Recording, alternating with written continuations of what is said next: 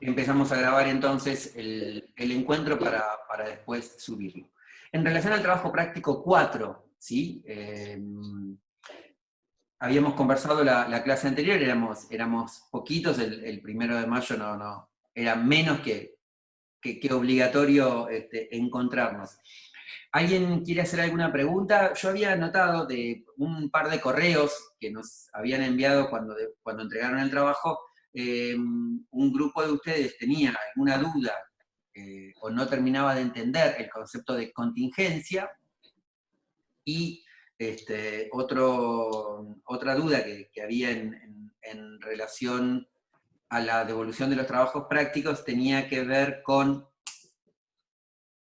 la ficha del doctor Sosa del modelo constitucional de la seguridad social.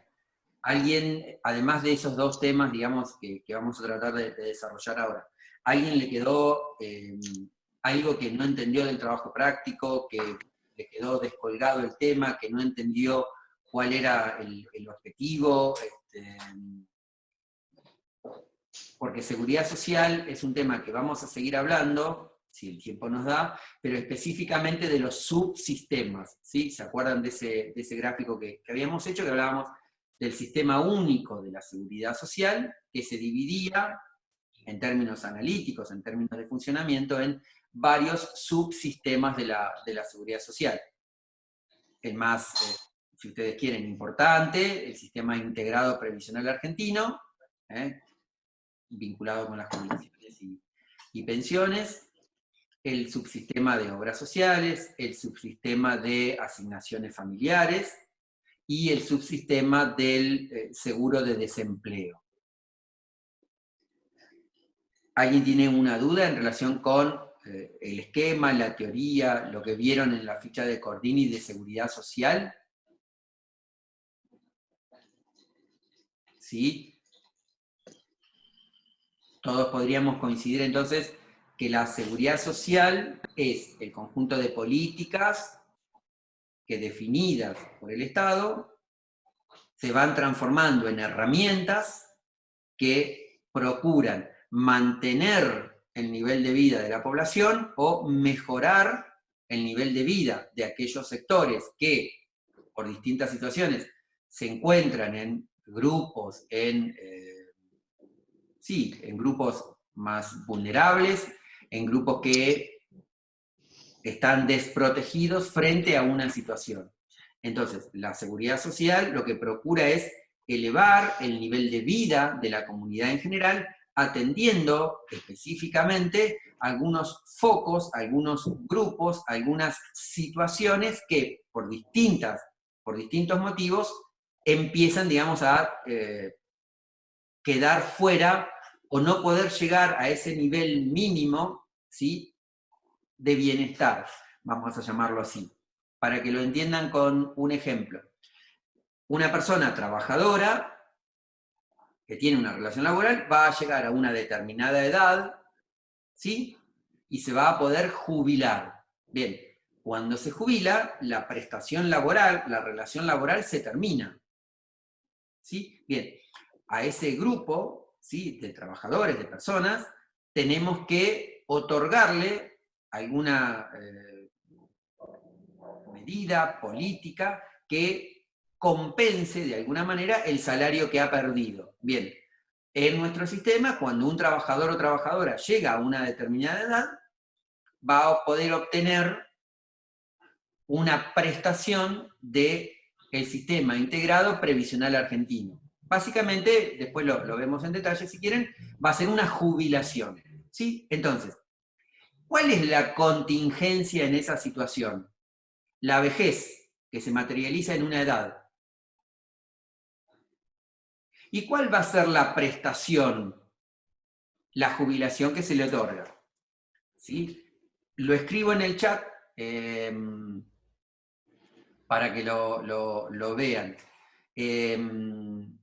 ¿Cuál va a ser la contingencia?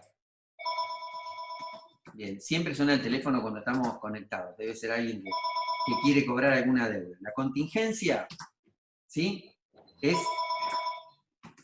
la vejez. ¿Cómo se expresa? Con la edad. Y las prestaciones, vamos a llamarla así, ahora lo explicamos, la jubilación ordinaria o la jubilación por edad avanzada. ¿Sí? Dicho de otra manera, el sistema integrado previsional argentino, desde el punto de vista de la contingencia edad, tiene dos beneficios, dos prestaciones. Para una misma contingencia puede haber distintos beneficios. ¿Sí? La contingencia es la vejez, que se expresa en una edad biológica. La prestación, la asistencia, el mecanismo, la herramienta que usa la política social va a ser la jubilación ordinaria y la jubilación por edad avanzada.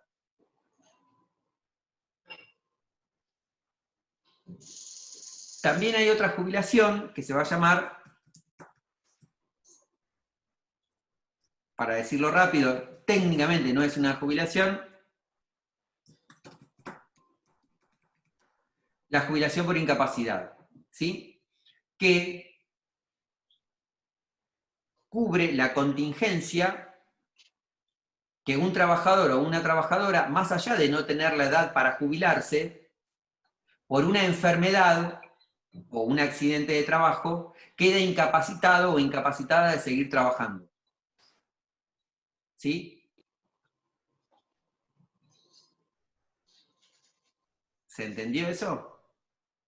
Yo no sé si lo compliqué, pero básicamente lo quería usar como idea para que entiendan. ¿Cuál es la contingencia?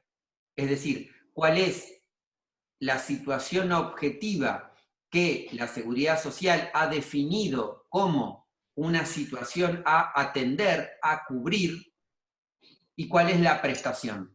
Dicho de otra manera, dada la contingencia, aparece una prestación que la va a atender. Pero acá hay que hacer una salvedad. Esa contingencia puede haber existido materialmente durante mucho tiempo. Se transformó en contingencia, es decir, dejó de ser una situación material que existía y se transformó en contingencia cuando la política social, ¿sí?, decidió tomarla y cubrirla.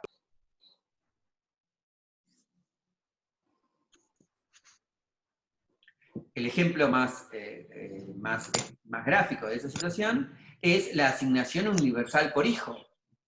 La asignación universal por hijo es la asignación familiar, mejor dicho, es la prestación que entra dentro del subsistema de asignaciones familiares que otorga un pago por cada uno a las mamás solteras o que tienen un trabajo no registrado o de servicio doméstico, que tienen hasta 5 hijos, si no me equivoco, en edad escolar. Esa situación de mamás solteras o sin ingresos formales, con hasta 5 hijos, existían desde mucho tiempo antes de que la política social decidió atender, darle una prestación, darle un beneficio a ese grupo de mamás.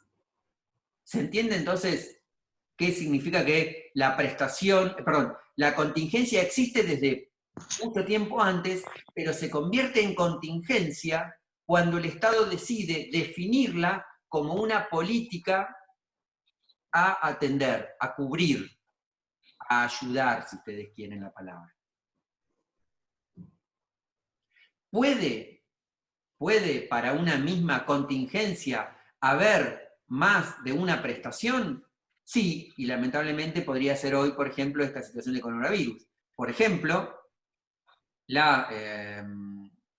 el ingreso familiar de emergencia no es incompatible con la percepción, por ejemplo, de alguna asignación del subsistema de la Seguridad Social. O sea, la misma situación recibe una prestación de 2 situaciones en esta emergencia, ¿sí?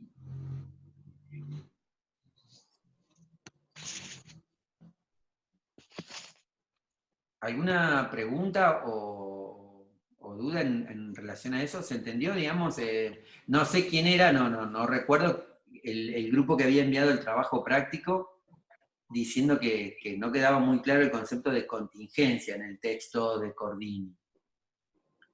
No sé si alguno del grupo está conectado o más o menos quedó. ¿El resto lo entiende, digamos? Profe, ¿decir contingencia es lo mismo que decir problema social? A ver, el problema social puede existir sin que sea una contingencia. Cuando el Estado mira ese problema social y decide atenderlo, darle una cobertura, darle un beneficio, una prestación, se convierte técnicamente en contingencia.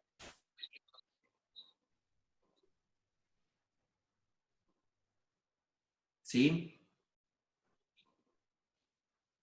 Vanina pregunta, o cuestión social. No entendí eso, Vanina, ¿por qué solamente esa? Claro, ok, bien.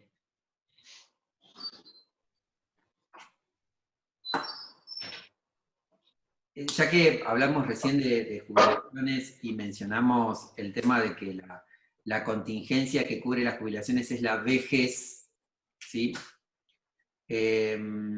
Para aclararlo, para llegar a la prestación jubilación, ya sea la jubilación ordinaria o la jubilación por edad avanzada, se requieren dos requisitos, ¿sí? El primer requisito es la edad biológica, 60 o 65 años, ¿sí? Y el otro requisito que se requiere es la cantidad de años de aportes. Básicamente, podríamos asimilar cantidad de años de aporte, lo que normalmente se suele definir como antigüedad. ¿Sí?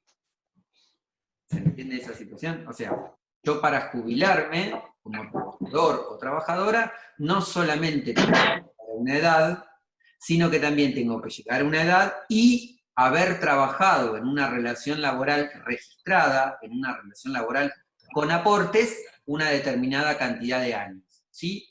Ternación, para quienes se jubilen por el ANSES, van a ser determinada cantidad de años. En provincia se requieren más años de servicio. Básicamente, el ANSES va a requerir 30 años de aportes, el IPS va a requerir 35 años de aportes para una jubilación ordinaria. ¿Sí? Pero básicamente, recuerden eso, que para llegar a la prestación jubilación, se requiere la combinación de una cantidad de años biológicos y de una cantidad de años de aportes al sistema de la seguridad social. ¿Sí?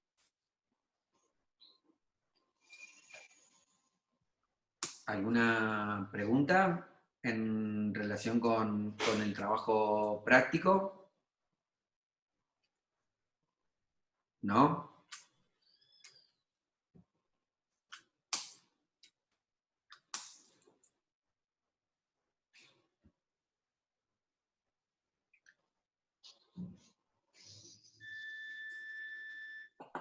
Vamos a, si no tienen dudas del trabajo práctico 4, lo estamos, digamos, esto actuaría como forma de devolución y lo estaríamos cerrando acá, ¿sí?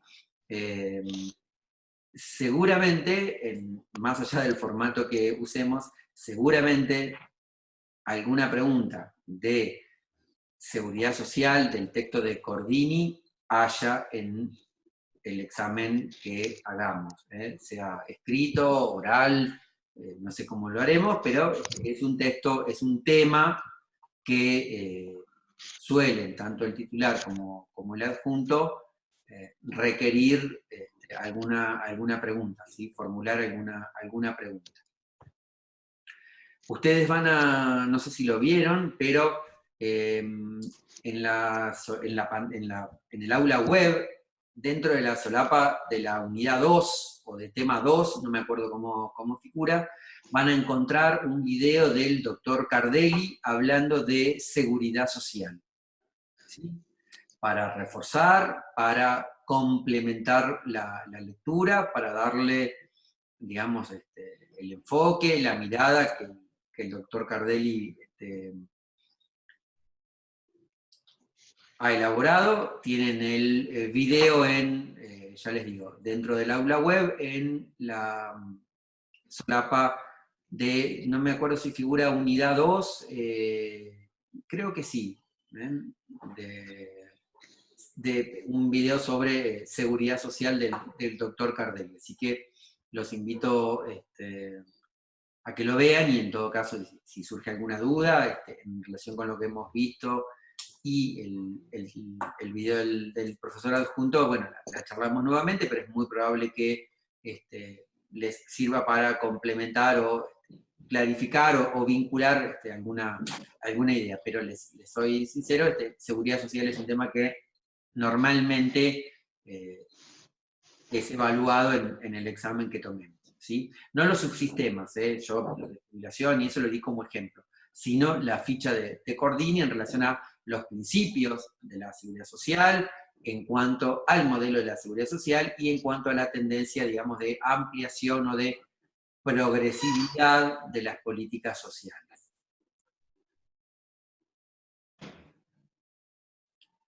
Bien. ¿Hasta ahí estamos? ¿Alguna duda o alguna pregunta? ¿No? Bien. Entonces, el trabajo práctico 5 que ustedes van a recibir hoy a la tarde, y que si no me equivoco, lo tendrían que entregar el 22 de mayo, el viernes, o antes del viernes 22 de mayo, se vincula, digamos, mayoritariamente con la idea de principios del derecho laboral. Y es una situación en la que es un conjunto de situaciones en las cuales ustedes van a tener que responder por verdadero o falso, y tiene también algo de la idea de trabajo de dependencia, de relación laboral, que vamos a tratar de explicar. En todo caso después veremos si en la cátedra podemos hacer algún video al respecto, pero principios lo van a tener con un video, que lo vuelvo a repetir para quienes entraron más tarde a la sala. Vamos a subir junto con el trabajo práctico la ficha de Grisolía, en la cual orientamos la lectura, y también un pequeño PowerPoint con una explicación que sigue el texto de Grisolía para que les resulte más fácil acercarse al mismo. Esa presentación de PowerPoint tiene que ver estrictamente con principios del derecho laboral, ¿sí?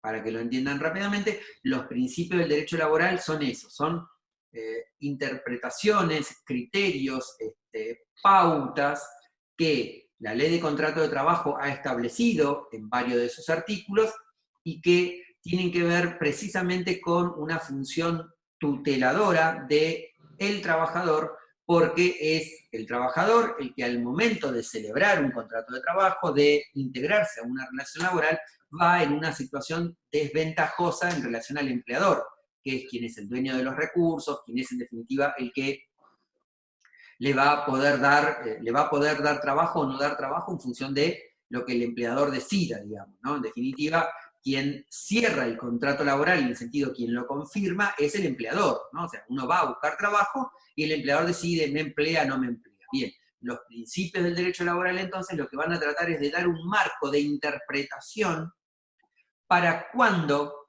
en esa relación laboral de la cual ahora vamos a hablar, haya algún conflicto, una situación en la cual empleador y trabajador no se ponen de acuerdo. Por lo tanto, los principios del derecho laboral no son algo que uno diga, para esta situación en la cual lo despidieron y no le pagan la indemnización, aplico el principio del derecho laboral tal. No. Para esa situación en la cual a un trabajador que lo despiden sin causa no le pagan la indemnización, hay un artículo específico en la ley, el 245. ¿Sí? No viene el caso ahora. Es decir, los principios del derecho laboral son normas de interpretación que aplicamos cuando la ley no termina de encajar perfectamente en una controversia, en una situación. ¿Y eso por qué? Ustedes dirán, Bueno, pero ¿por qué la ley no termina de aclarar? O sea, ¿por qué la ley no se puede aplicar, no encaja perfectamente en la situación? Por algo que vimos desde la primera clase. El desenvolvimiento de los actores, del trabajador, del empleador, nunca es 100% previsible. ¿Sí? Entonces, la ley, la norma, el derecho positivo, establece situaciones más o menos generales.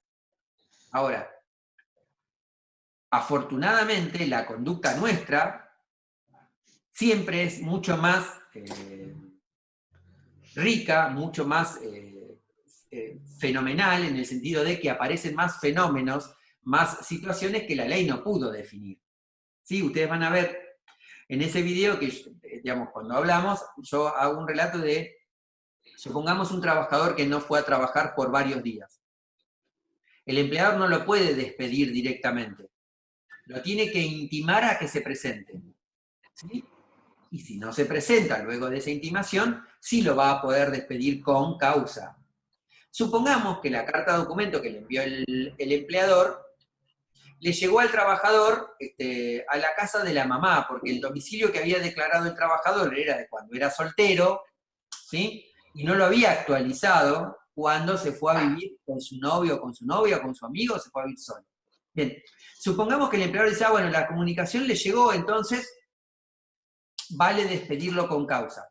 Pero ese mismo día que la comunicación le llegó, la mamá lo llamó al trabajador y el trabajador fue a trabajar. Se presentó ahí en el límite de la situación, entre que ya estaba vencido el plazo para presentarse y no estaba vencido el plazo para presentarse.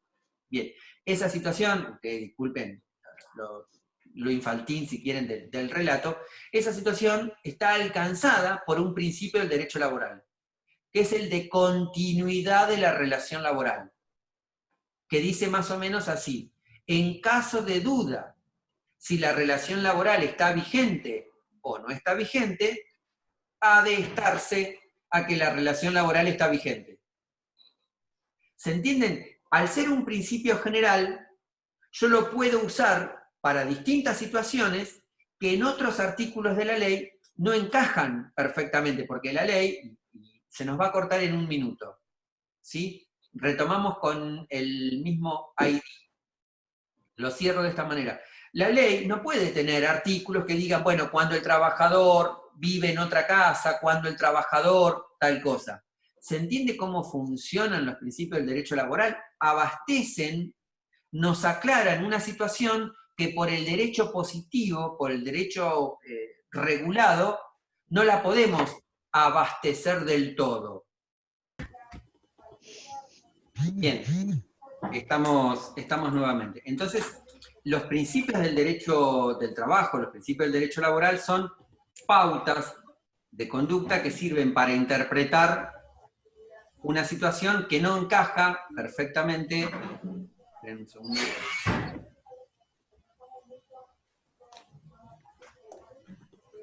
Sí, Vanina, yo Jitsi no lo conocía, pero el otro día en la reunión de cátedra arrancamos con Jitsi y es bastante inestable, me parece, para quien se conecta con celular o con tablet, porque ese día de la reunión de cátedra, los que les comento, fue un martes que había habido una tormenta grande, yo estaba sin luz y estaba conectado desde el celular junto con otro ayudante que también estaba con el celular.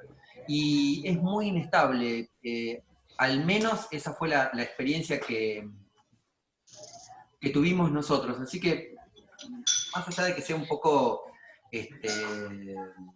incómoda esta situación de tener que volver a conectarse, yo preferiría que sigamos por acá, porque la verdad que yo no tengo interrupciones por ahí. No sé si alguno de ustedes se corta o vuelve a ingresar, porque a veces aparecen, digamos, en la sala de espera, pero si ustedes no tienen problemas, yo preferiría seguir por este mecanismo. Me pareció mucho más estable, y más, dado que en función de la encuesta, pocos, pero algunos de ustedes se conectan por el cel. Bien, entonces estábamos con la situación de tratar de explicar los principios del derecho laboral. Se entendió entonces que los principios no son una norma a la cual yo voy a buscar en el artículo tal para, de manera primaria, de manera directa, tratar de solucionar una controversia. Los voy a buscar a los principios del derecho laboral cuando la ley, ¿sí?, no me permite encuadrar perfectamente la situación fáctica, la situación de hechos que el trabajador o el empleador han desarrollado libremente, ¿sí? Sin entrar en detalle, porque está explicado en el video, pero también los principios del derecho laboral van a tener una función orientadora para el legislador, es decir, para el diputado, para el senador, de que, por ejemplo, no tiene que sancionar una ley que restrinja, limite derechos del trabajador ya consagrados, o sea, tienen varias funciones, pero para que lo entiendan, los principios del derecho laboral no son, insisto, un artículo que soluciona de manera clara, perfecta, directa un problema. Aparecen, ¿sí?, son necesarios cuando el derecho regulado, el derecho positivo, no permite del todo explicar una solución, solucionar una situación, ¿sí?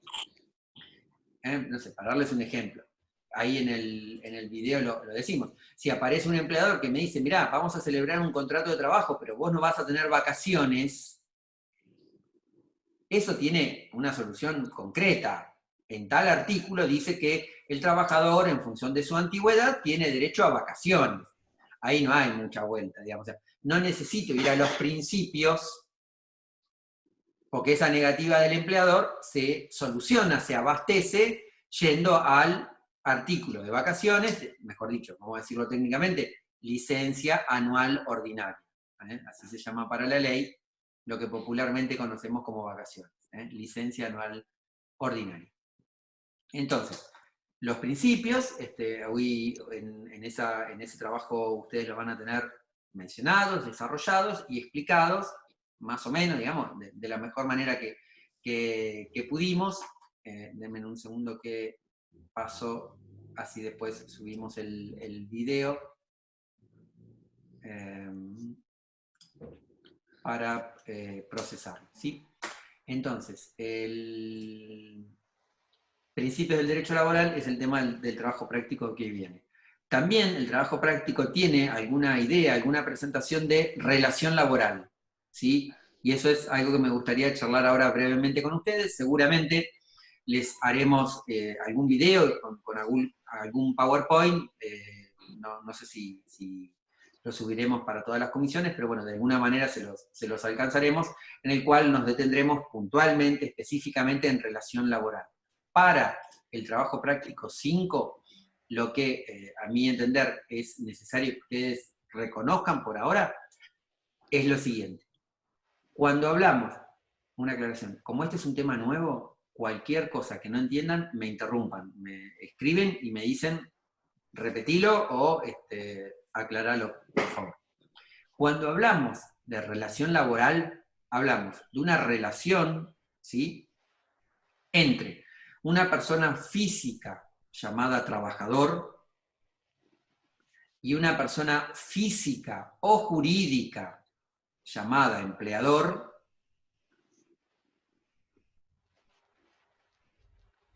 relación en la cual el trabajador ofrece a ese empleador su fuerza física o mental, su trabajo, ¿sí?, ofrece su fuerza física o mental, su trabajo, en beneficio del empleador. En beneficio del empleador. Ahora después vamos a desarrollar esa idea. Recibiendo ese trabajador que pone su fuerza física o mental a disposición del empleador, recibiendo una remuneración.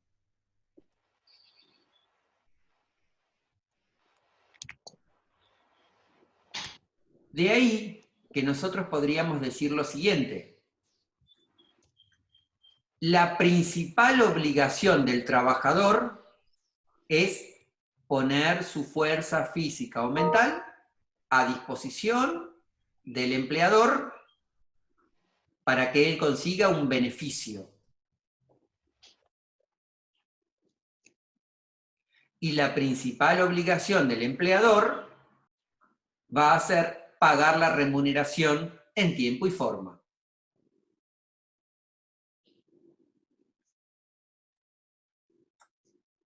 ¿Tiene el trabajador, cuya principal obligación es poner su fuerza física o mental a disposición del empleador, otras obligaciones? Sí, tiene otras obligaciones. Por ejemplo, para decirlo rápidamente, no dañar intencionalmente las instalaciones de trabajo que son del empleador. Por ejemplo, tiene la obligación de usar los elementos de protección personal, los borcegos, el casco, las antiparras, la ropa de seguridad, ¿sí? Los guantes, si hace un trabajo que así lo requiere. Esa es otra obligación. ¿Sí? Entonces, la principal obligación del trabajador es poner su fuerza física o mental a disposición del empleador. ¿Tiene otras obligaciones? Sí, claro que tiene otras obligaciones. Pero la principal, para usar en términos, la obligación núcleo del trabajador es poner su fuerza física o mental a disposición. ¿Cuál es la principal obligación que tenía el empleador? Pagar la remuneración en tiempo y forma. ¿Es la única obligación que tiene el empleador en el marco de esa relación laboral? No. Va a tener otras obligaciones. Por ejemplo, darle los elementos de seguridad, o como se llama ahora, elementos de protección personal, para que ese trabajador desarrolle su tarea con la protección que requiera. Va a tener la obligación de darle un ambiente de trabajo, un entorno de trabajo relativamente cómodo, digamos, ¿no?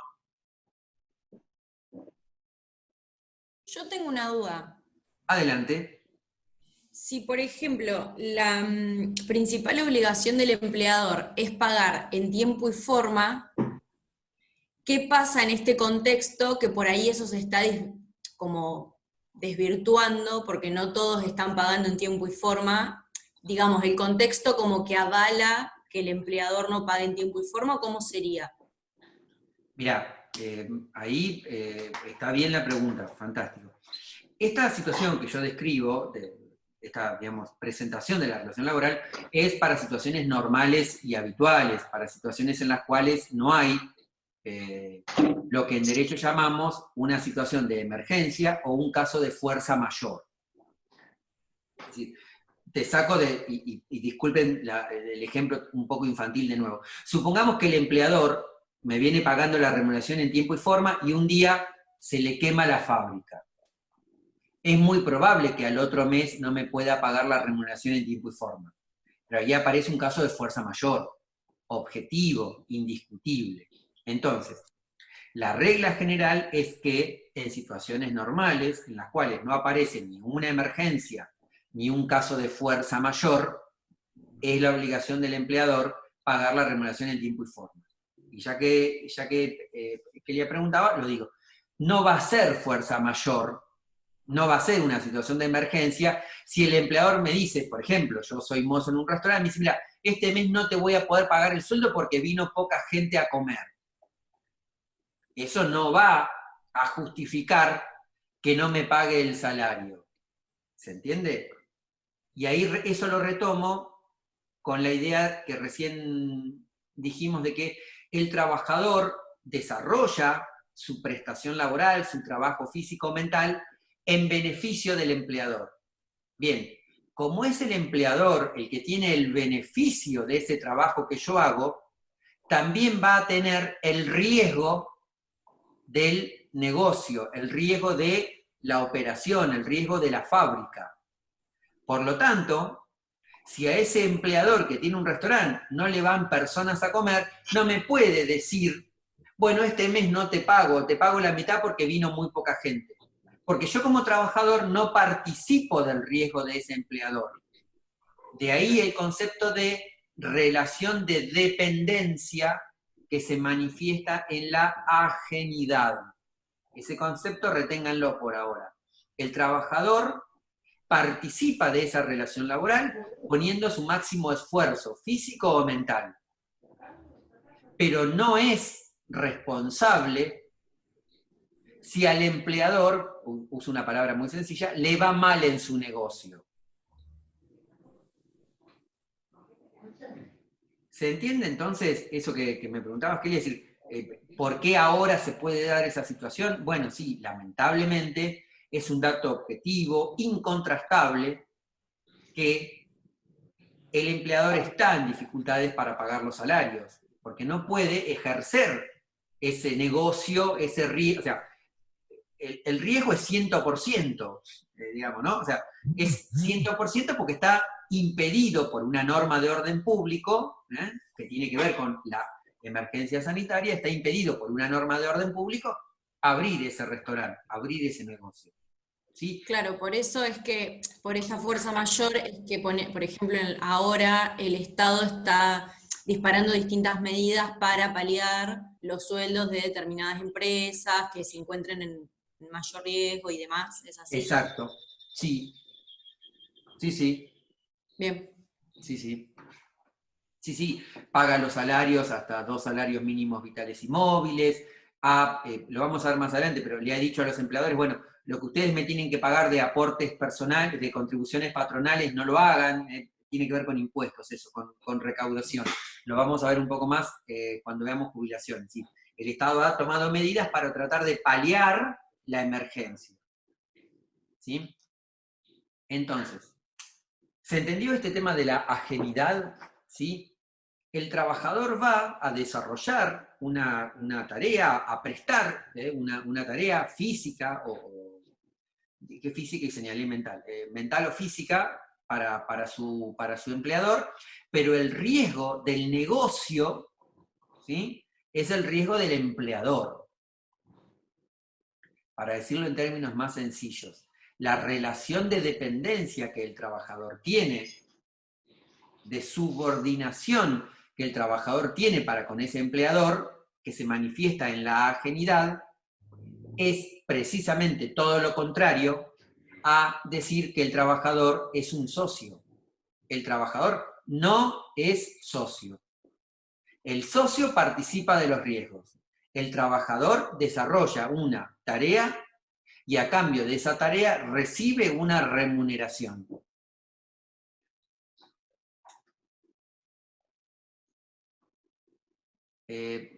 Alguien de ustedes que no está identificado con nombre mencionó en el chat escrito y una conciliación. No sé a qué te referías puntualmente. En todo caso, si estás conectado o conectada, decilo verbalmente, no hay problema, no nos solapamos. En el caso de los salarios. Ok. Bueno, no, lo que ha aparecido en relación con la pregunta que hacía Kelia recién, lo que ha aparecido es que los gremios, para garantizar que ese empleador no despida a nadie, ha dicho, bueno, mientras dure la emergencia sanitaria, que hoy se conoce un anuncio de que se va a prorrogar, mientras esté vigente la emergencia sanitaria, yo acepto como gremio, como representante de los trabajadores, yo acepto bajar los salarios a cambio de que vos no despidas a nadie. ¿Sí? Entonces se hace un acuerdo entre el sindicato o gremio, es decir, entre quien tiene la representación colectiva de todos esos trabajadores y el gremio, el conjunto de los trabajadores, dice, bueno, ¿qué prefiero en esta, insisto, situación de emergencia y solo mientras dure la emergencia? ¿Qué prefiero? Profe. ¿Perder el trabajo o cobrar un poco menos? ¿Sí? Prefiero cobrar un poco menos. Insisto, mientras dure la situación de emergencia. Después, cuando ya el gobierno nacional no prorrogue la emergencia sanitaria, recupero mi salario normal. Sí, adelante. No, profesor, yo era la que le preguntaba por la conciliación, porque en realidad, bueno, yo trabajo de dependencia y bueno, me pagaron la mitad del sueldo y la otra mitad, supuestamente, esta semana la íbamos a cobrar por medio del ANSES. Que bueno, la empresa nos dio un comunicado que ante esta crisis iban a, vamos a decir, iban a aceptar esa ayuda del Estado para poder pagar los sueldos. La mitad la pagaba la empresa y la otra mitad la iba a pagar el ANSES. Entonces, bueno, yo leyendo un poco de lo que estamos hablando de derecho, entendí que, no sé, podía ser un tipo una conciliación entre, vamos a decir, entre el Ministerio de Trabajo y las empresas. Bueno, lo entendí por ese lado, pero no sé. Está bien, no, es válido lo que decís, bueno, en alguna medida, gracias por plantear el ejemplo personal que te toca de cerca. Ahí lo que hay es un acuerdo, ¿sí? Un acuerdo que básicamente celebran, por así decirlo, el Estado con tu empleador, ¿sí? Que a través del órgano que concentra, ¿se acuerdan que en la clase anterior habíamos dicho que una de las tendencias de la seguridad social era la unificación del área que manejaba la seguridad social? Bueno, lo va a manejar el ANSES. No conozco el detalle de tu empresa, pero lo que va a avanzar es el AFIP va a acreditar directamente el dinero en la cuenta del empleador y el empleador lo va a distribuir entre sus trabajadores, o el ANSES acreditará en la cuenta bancaria de los trabajadores, vía el CBU, la parte de salario que el Estado está cubriendo. Creo que a menor cantidad de empleados en cada empresa, más porcentaje de ese salario cubre, ¿sí? Claro. Así fue lo que se... Bueno, incluso por algún cliente del trabajo así están operando. Así que sí, ahí técnicamente, y no quiero complicar mucho, pero técnicamente no hay conciliación, porque la conciliación sería aquella situación en la cual el gremio y el empleador no se ponen de acuerdo y el Ministerio de Trabajo los convoca formalmente y lauda, celebra un acuerdo conciliatorio en el cual, bueno, el gremio ajustará un poco su pretensión, los empleadores ajustarán un poco esa pretensión, y el Ministerio de Trabajo dice, bueno, ok, esta situación que ustedes han llegado de acuerdo, yo le voy a dar fuerza de ley, es decir, para que después ninguno se arrepienta. ¿Sí?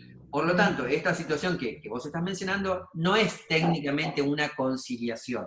La conciliación requiere otra estructura, que es con la participación de los trabajadores a través de su representación gremial del sindicato, los empleadores, que también se nuclean en cámaras, y el Estado que lauda, que firma, que homologa un acuerdo que en principio no era acuerdo y que por acercamiento de las partes se logró conciliar, se logró arreglar. Sería como el tema de las paritarias. Sí, exactamente. Una... Sí, sí. Está bien. La paritaria es la discusión de salarios dentro de un convenio colectivo. El gremio dice, yo quiero el 40%, los empleadores dicen, no, 40% no. Bueno, se llega a un acuerdo para que ninguno de los dos, después, para decirlo rápido, para que el gremio no pueda hacer un paro por más aumento, y para que el empleador no pueda decir, che, no, me arrepentí, te pago la mitad, el Ministerio de Trabajo, que es la autoridad de aplicación en todas las cuestiones laborales, el Ministerio de Trabajo lo homologa, una palabra que nosotros vamos a hablar seguramente, lo homologa. Es decir, dice, bueno, esto tiene fuerza de ley para las partes. El gremio no me va a aparecer mañana con un paro por pedir más, y vos, empleador, no me vas a aparecer mañana con que te arrepentiste de pagar este aumento. Eso se llama homologación. Perfecto. Bien, entonces yo quería volver ¿alguien tiene alguna pregunta o algo de lo que dijimos le pareció que estaba medio raro o medio mal? ¿No? Quiero volver, ¿se acuerdan que habíamos dicho, y perdón la repetición, ¿se acuerdan que habíamos dicho que la principal obligación del trabajador era poner su fuerza física o mental a disposición del empleador? Y la principal obligación del empleador era pagar la remuneración. La relación laboral es, en materia de obligaciones y de derechos, dos caras de una misma moneda. Y trato de explicarlo así. Si el principal derecho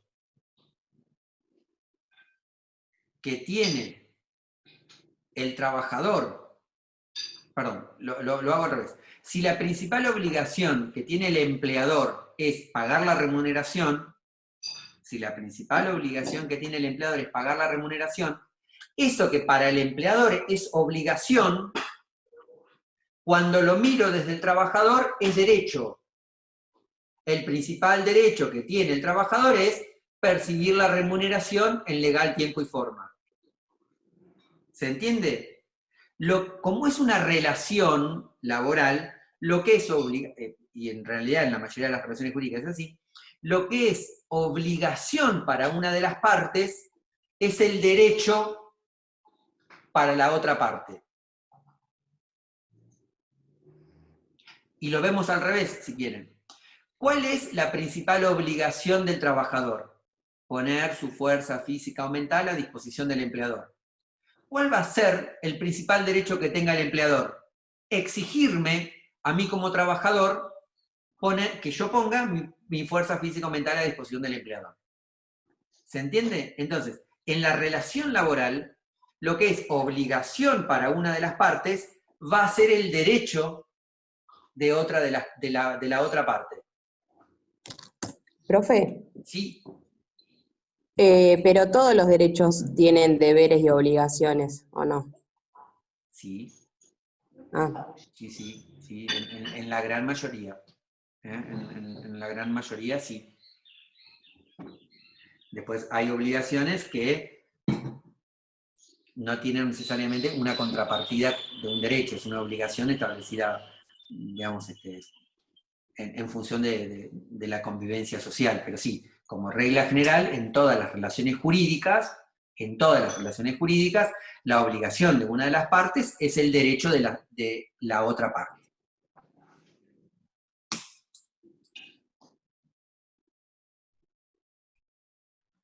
Bien, y les hago una pregunta.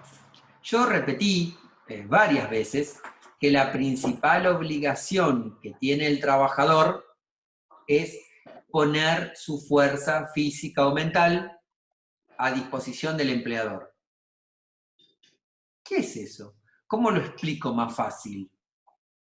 Porque digamos, ya tengo muchos años leyendo la ley de contrato de trabajo y más o menos, creo que es el artículo, la suma del artículo 4 y el artículo 21, dicen más o menos eso, ¿no?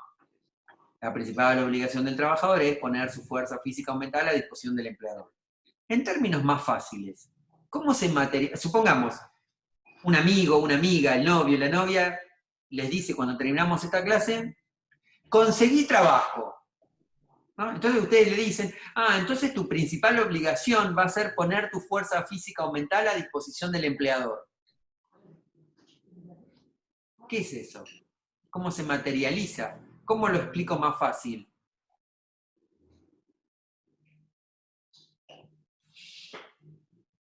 ¿Cómo logra el trabajador o cómo consigue el empleador poner su fuerza física o mental para la relación laboral?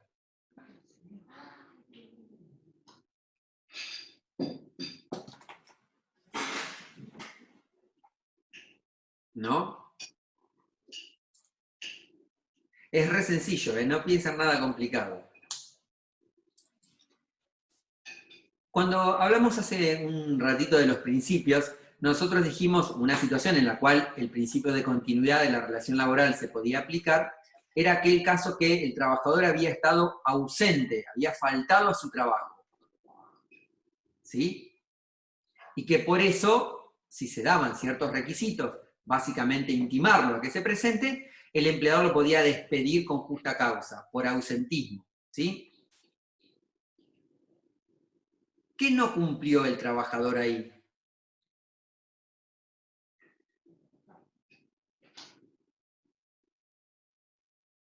Sí, la presencia, exactamente. Poner su fuerza física o mental a disposición del empleador, como dicen ahí, es presentarse a trabajar. La principal obligación que tiene el trabajador es presentarse a trabajar en el horario, en el lugar que el empleador le diga.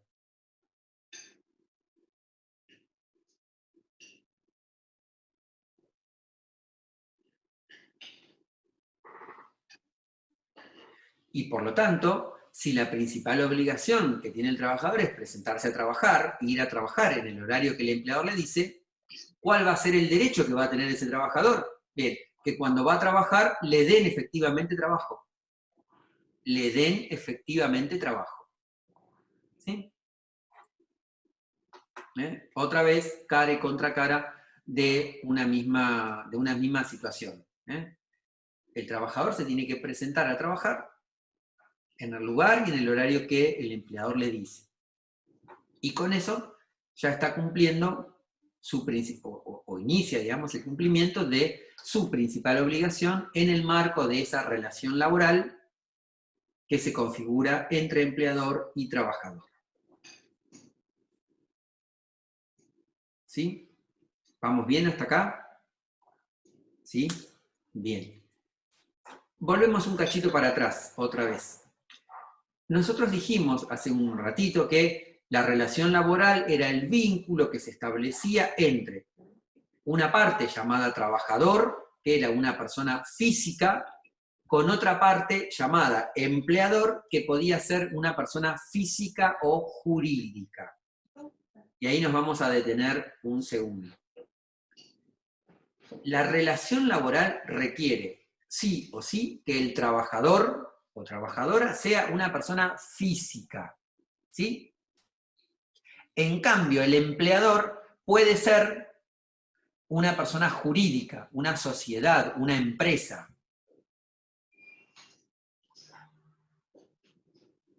¿Sí? La gran mayoría de los empleadores son una sociedad. En cambio, el trabajador es sí o sí una persona física. De ahí deriva otra de las características principales de la relación laboral, que va a ser la infungibilidad. El trabajador, sí o sí, es el trabajador. No puede ser sustituido. No puede ser reemplazado. Es una relación, desde el punto de vista del trabajador, personalísima. Infungible quiere decir que no puede ser cambiado. ¿Sí? Si yo estoy contratado como trabajador, no le puedo decir a mi hermano, a mi novio, a mi novia, hoy anda vos a trabajar porque no tengo ganas de trabajar o porque estoy enfermo. ¿Sí? El trabajador es una persona física. El trabajador o trabajadora es una persona física. No así el empleador. No así el empleador. Que puede ir cambiando, Ustedes habrán escuchado que tal supermercado compró este otro tal supermercado.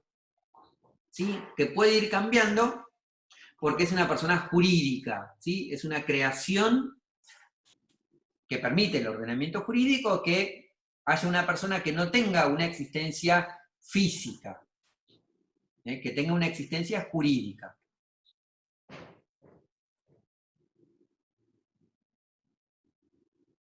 Esa situación de que el empleador puede ir, por ser una persona jurídica, modificándose, no altera los derechos del trabajador. Para dar un ejemplo, yo soy docente en la universidad hace muchos años. Cuando yo empecé a ser trabajador de la universidad, el presidente de la universidad no me acuerdo quién era. Ha habido varios rectores o presidentes de la universidad en todos estos años. Pero yo estoy tranquilo como trabajador. ¿Por qué? Porque la nueva empresa o las nuevas autoridades de la empresa o de la sociedad no pueden decir, bueno, como yo no te contraté, vos no sos mi trabajador. ¿Se ve la diferencia? ¿Sí? La persona jurídica, más allá de quién sea el dueño o el representante o el presidente, la persona jurídica tiene que tener continuidad para respetar los derechos del trabajador. ¿Sí?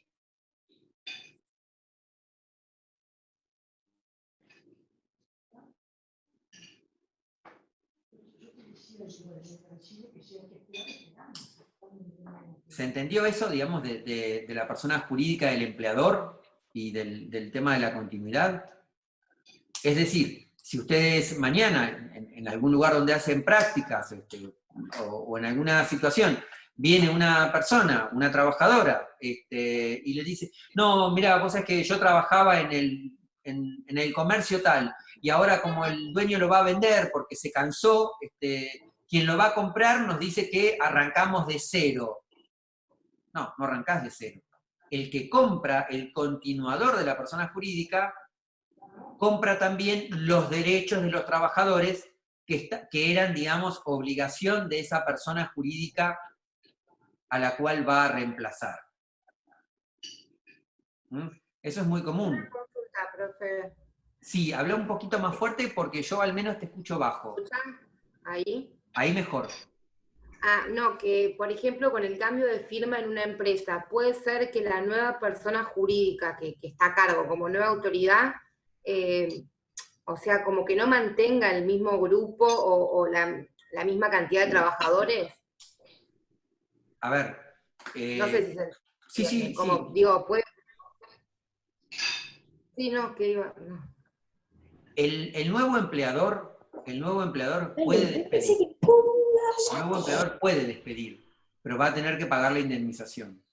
Claro. ¿Sí? Va a tener que pagar la indemnización. Eso sí, en nuestro sistema, lo digo rápidamente porque es un tema al que todavía no llegamos, en nuestro sistema la estabilidad en el empleo privado es una estabilidad relativa o impropia, dicen los libros. ¿Por qué? Porque yo tengo estabilidad mientras el empleador quiera. El día que el empleador no quiere, la única sanción que va a tener por cortar abruptamente la relación laboral es el pago de una indemnización. Pero el empleador no está obligado a que yo continúe como trabajador. Por eso... Claro, al hecho de que no necesariamente, o sea, esos trabajadores van a tener continuidad. O sea, eso depende de que lo decida la persona jurídica. Sí, lamentablemente sí. El nuevo dueño, el nuevo titular, ¿sí?, que compra, que se fusiona, va a poder decidir quién sigue o quién no sigue porque se extingue la persona jurídica anterior. Sí. Pero termino la idea. En nuestro sistema la estabilidad es relativa o impropia. O sea, yo tengo estabilidad en el empleo privado hasta que el empleador un día decide cortarla. Esa figura se llama despido. Si el despido es sin justa causa, o sea, yo como trabajador no hice nada indebido, la única sanción que va a tener esa decisión unilateral del empleador es el pago de una indemnización.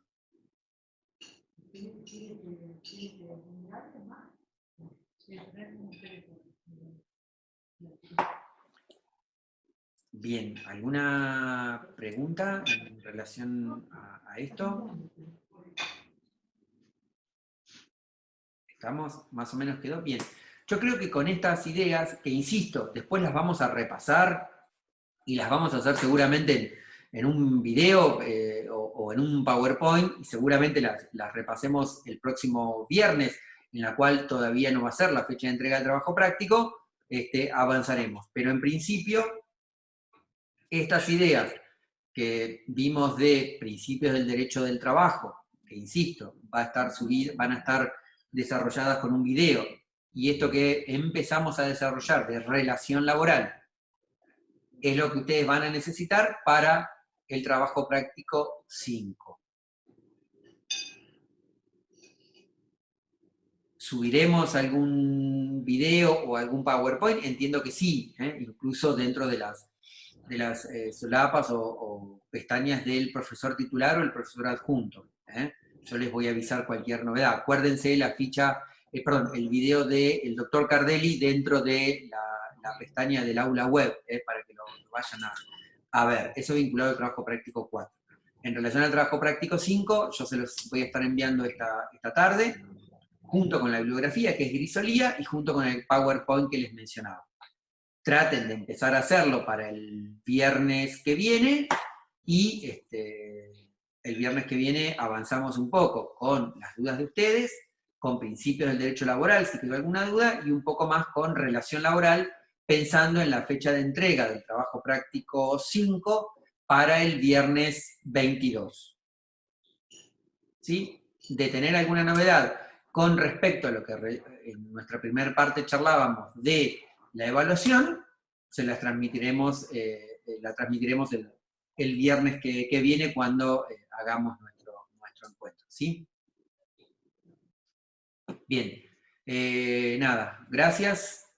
Cualquier duda nos pasan un correo, y hoy a la tarde les estoy enviando todo, el video de este encuentro, el trabajo práctico 5 y el video de principios del derecho laboral.